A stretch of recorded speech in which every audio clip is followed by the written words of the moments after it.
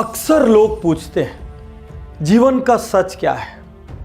कभी कभी कुछ लोग पूछते हैं हम इतने छोटे क्यों हैं सर, वो लोग बड़े क्यों हैं। कभी कभी कुछ लोग मजाक में कहते हैं सर आजकल भगवान क्या कि अकाउंटिंग गड़बड़ा गई है। किसी को बहुत ज़्यादा दुख, किसी को बहुत ज़्यादा सुख हो जाता है। लेकिन आज कुछ पंक्तियों के माध्यम से मैं आपको जीवन का सच बताता हूँ। जैनिज्म में 12 भावना नामक बड़ी खूबसूरत स्तुति है, उसमें कुछ पंक्तियां लिखी है जो मैं आपको बताता हूं, जिससे आपको जीवन का सच मालूम पड़ सके। राजा राणा छत्रपति हाथन के असवार, राजा जिसके आगे लाखों करोड़ों की प्रजा झुकती है, राणा जो युद्ध के मैदान में खड़े हो जाए तो छक्के छुड़ा दे, छत्रपति जिसने 1, 2, 4, 10 बड़े बड़े प्रांतों पर अधिकार किया हो, हाथन के असवार, हाथी हों, उनको चलाने वाले हों, उनके सवार हों, जो भी हों, मरना सबको एक दिन अपनी अपनी वार। अर्थात भगवान ने, प्रकृति ने, जन्मदाता ने कोई भी पक्षपात नहीं किया।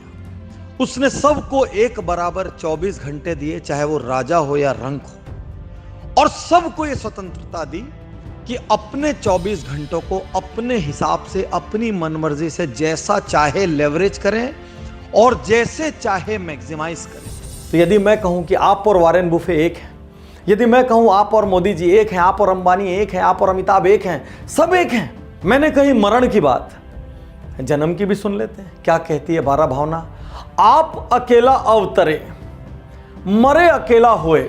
मतलब आपका अवतरण इस संसार में अकेले हुआ है। आप मां की कोख से अकेले आए हैं। ऐसा नहीं था कि 4-5 दोस्तों ने ऊपर कहीं स्वर्ग में फैसला किया कि अपने लोग एक दिन 1 तारीख पे ऐसे पैदा होंगे और ऐसे ऐसे ग्रोथ करेंगे। ऐसा कुछ नहीं हुआ। यो कभू इस जीव को, अर्थात ये जो जीवन आपके भीतर है, साथी सगा ना कोई। आपके कितने भी साथी सगा क्यों ना हो, आपको अकेले ही जाना है और दुनिया में आप अकेले ही आए थे। 2 फैक्ट हैं, सोचिए।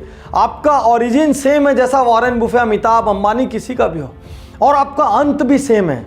इस जर्नी को आपको तय करना है कि कैसे करें। और यही ट्रूथ ऑफ लाइफ है कि सबको जाना है, वो कितने शक्तिशाली क्यों ना हो।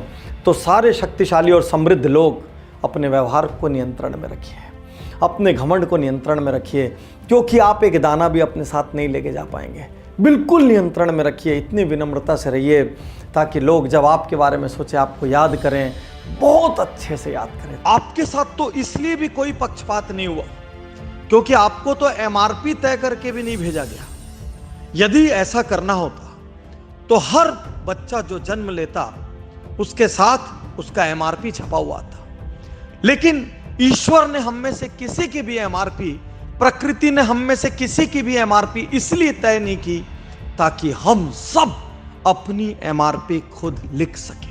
तो जीवन का यही सच है कि राजा राणा से लेकर अपराधी तक सबका जन्म अकेले हुआ है, सबका मरण अकेले हुआ है, और इस पूरी लाइफ को सब ने अपनी चॉइसेस के बल पे खड़ा किया है। आप राइट चॉइस करेंगे, जीवन राइट मिलेगा। आप रॉन्ग चॉइस करेंगे, जीवन रॉन्ग मिलेगा। किसी का कंधा मत ढूंढिए, किसी पे दोष मत दीजिए, कोई बहाने मत बनाइए। और भगवान ने तो बिल्कुल भी पक्षपात नहीं किया, क्योंकि उसने तो ओरिजिन और एंड हर किसी का तय करके रखा। शुक्रिया, धन्यवाद, थैंक यू। मैं तैयार हूँ, मैं तैयार